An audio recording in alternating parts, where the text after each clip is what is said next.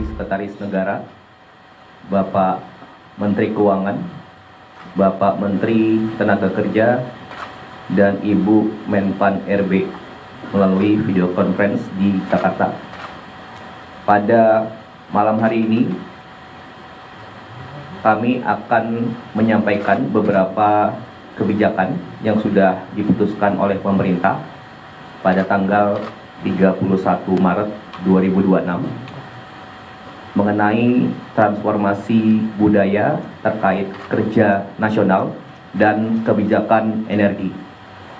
Dan untuk detailnya, teknisnya, dan pelaksanaannya nanti akan dijelaskan secara detail oleh Bapak Menko Perekonomian, dan nanti secara teknis juga akan ditambahkan oleh beberapa menteri terkait. Selanjutnya Bapak Menteri Perekonomian, Bapak Menko, dipersilakan. Terima kasih Pak Seskap, Pak Menteri SD, Pak Menteri Investasi, Bapak Ibu Menteri yang secara luring daring di Jakarta, Pak Mensesnek, Menteri Keuangan, Bu Menpan RB, Pak Mendagri, dan Pak Menaker.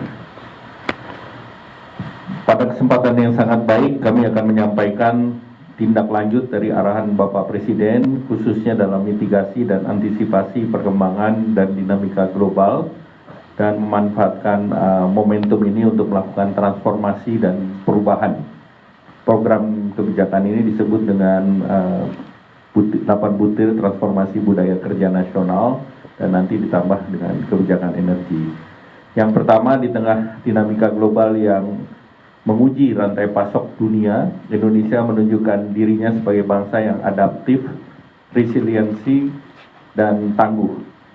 Situasi ini bukanlah hambatan, melainkan momentum bagi kita untuk melakukan akselerasi perubahan perilaku yang modern dan efisien. Perlu ditekankan kepada masyarakat bahwa kondisi perekonomian nasional tetap stabil dengan fundamental yang kokoh. Stok BBM nasional dalam kondisi aman dan stabilitas fiskal tetap terjaga. Untuk itu kebijakan berikut ini diambil agar masyarakat tetap tenang dan tetap produktif. Yang kedua, sebagai langkah adaptif dan preventif, guna menghadapi dinamika global, pemerintah menetapkan kebijakan transformasi budaya kerja yang mendorong perubahan perilaku kerja yang lebih efisien, produktif, dan berbasis digital. Kebijakan ini mencakup beberapa langkah utama sebagai berikut.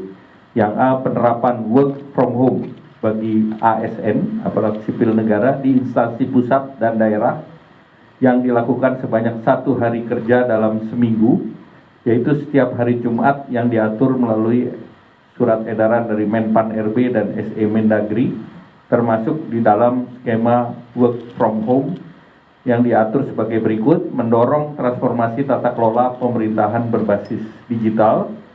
Kemudian yang kedua, efisiensi mobilitas, termasuk pembatasan penggunaan kendaraan dinas 50%, kecuali untuk operasional dan kendaraan listrik, dan mendorong penggunaan transportasi publik. Jadi mengurangi kendaraan dinas dan menggunakan semaksimal mungkin transportasi publik.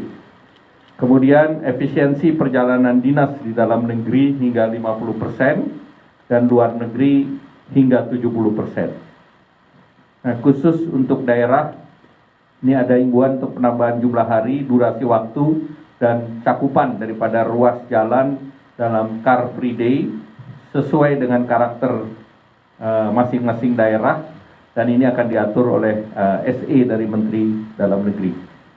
Nah, yang B, penerapan work from home bagi sektor swasta, ini yang diatur lebih lanjut melalui surat edaran Menteri Ketenagakerjaan, dengan tetap memperhatikan karakteristik dan kebutuhan masing-masing sektor usaha.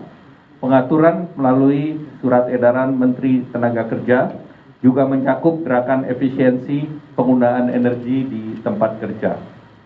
Yang C, terdapat sektor-sektor yang dikecualikan, sekali lagi sektor yang dikecualikan dari WFH dan tetap bekerja dari kantor atau lapangan, yaitu sektor layanan publik seperti kesehatan, keamanan, kebersihan, serta sektor strategis seperti industri atau produksi, energi, air, bahan pokok, makanan minuman, perdagangan, transportasi, logistik, dan keuangan.